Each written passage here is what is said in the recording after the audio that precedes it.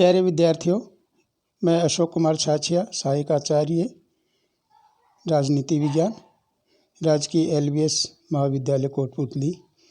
बच्चों, जैसा कि आपको विदित है कि पूरे विश्व में कोरोना महामारी का दौर चल रहा है और ये बहुत भयावह होता जा रहा है।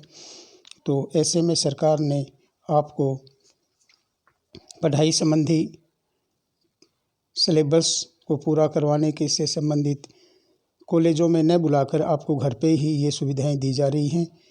तो इसी कड़ी में मैं भी आपको कुछ वीडियो शेयर करना चाहता हूं।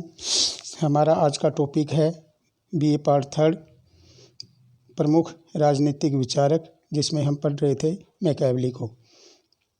मैकियावेली एक आधुनिक विचारक है और उसने बताया था कि किस तरह से भयमुक्त आचरण हो, किंतु घृणास्पद नहीं होना चाहिए।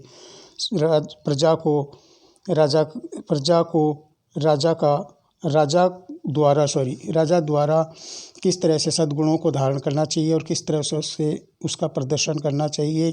हम इसमें पढ़ रहे थे कि एक राज्य को किस तरह से शक्तिशाली बनाया जा सकता है या राज्य के हितों की रक्षा कैसे की जा सकती है। तो मैकियावेली बताता है कि इसमें अगली कड़ी में है, राजा ने कहा है कि शक्तिशाली होने का प्रदर्शन।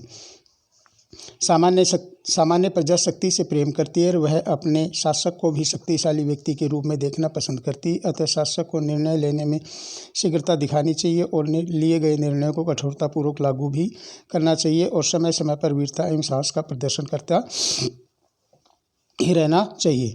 तो इस तरह से बच्चों, कोई भी प्रजा जो होगी वो एक कमज़ोर शासक को पसंद नहीं करती, वह एक कठोर और शक्तिशाली राजा को पसंद करती है। तो इसी कड़ी में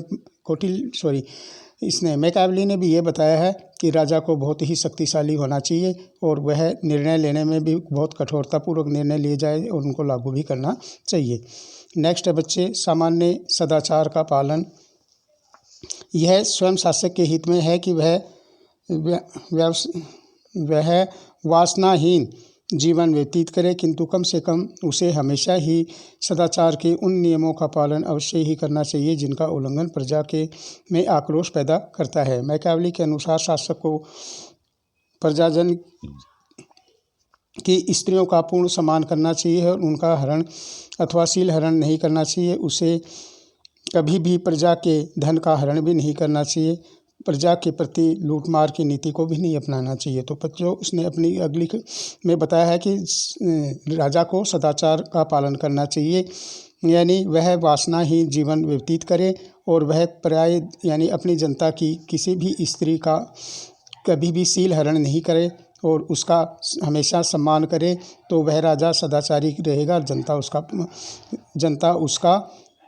उसकी नीतियों का भी पालन करता रहेगा और वह जनता के धन को भी किसी प्रकार से नहीं ऐंठना चाहिए। नेक्स्ट है पुरस्कार एवं दंड संबंधी नीति। शासक को चाहिए कि वह राज्य के योग्य व गुणी जनों का समय समय पर सम्मान करे और उन्हें अपने हाथ से पुरस्कार एवं उपाधियां दे। किंतु जब किसी प्रभावशाली व्यक्ति को दंडित करना हो तो शासक को यह कार्य अपने किसी अधीनस्थ द्वारा कराना चाहिए ताकि शासक का सीधा आरोप नहीं लगे और यह जरूरत पड़े तो वह दंड को संशोधित करने के लिए भी स्वतंत्र हो। तो अगले टॉपिक में उसने बताया है कि पुरस्कार एवं दंड की नीति। उसने बताया है कि जनता को समय समय पर अपनी प्रजा को सम्मानित और पुरस्कार और उपाधियां देते रहना चाहिए, जिससे जनता सुखी रहे और जनता के प्रति उसका सम्मान बढ़े। और उसने बताया है कि कोई प्रभावशाली व्यक्ति है, उसको वह स्वयं दंडित न करके अपने अधीनस्थ द्वारा उसको दंडित करवाया जाना चाहिए। तो इस तरह से वह उससे डायरेक्ट आरोप भी नहीं लग सके। राज्य के आर्थिक विकास में मदद।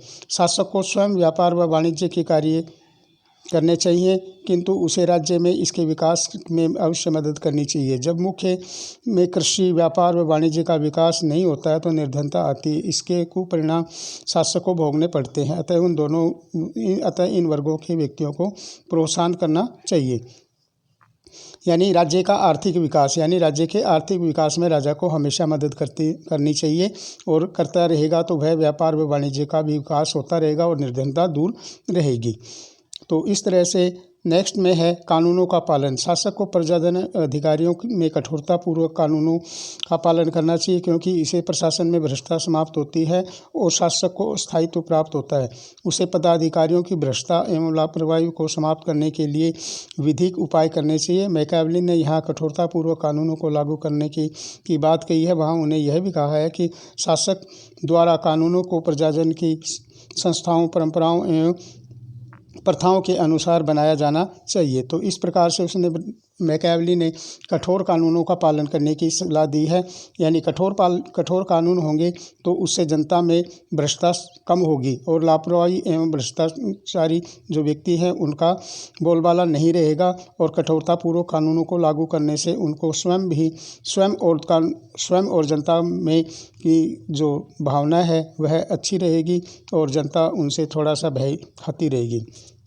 मितव्ययिता एवं उदारता की नीति। राज्य के लिए धन की शक्ति का प्रयोग विशेष महत्व है, किंतु प्रजाजन, अधीनस्थ अधिकारी एवं सैनिक शासक से उदारता की जो आशा करते हैं। अतः मैकियावेली का सुझाव है कि शासक को राजकोष में संचित धन को व्यय करने में अत्यंत मितव्ययी होना चाहिए, ताकि राजकोष क्षीण न हो और राज्य की सैनिक व वित्तीय शक्ति कठोर बनी रहे। तो इस तरह से बच्चों हमने देखा कि मितव्ययिता एवं उदारता की नीति भी अपनानी चाहिए कि राजा को राजकोष का, यानी जो राजकोष है उससे जो संचित निधि है उसमें से धन का उपयोग करते समय मितव्ययिता रखी जाए, ताकि मितव्ययिता यानी कम खर्चा, यानी इससे क्या होगा कि राजकोष संचित जो धन है वो उसका अपव्यय नहीं होगा, तो राजकोष भी खाली नहीं होगा और ज़रूरत पड़ने पर वह राजा और भी शक्तिशाली अर्थात मजबूत बन सकता है। तो इसलिए धन का भी विशेष महत्व है और धन को हमें संचित रखना चाहिए।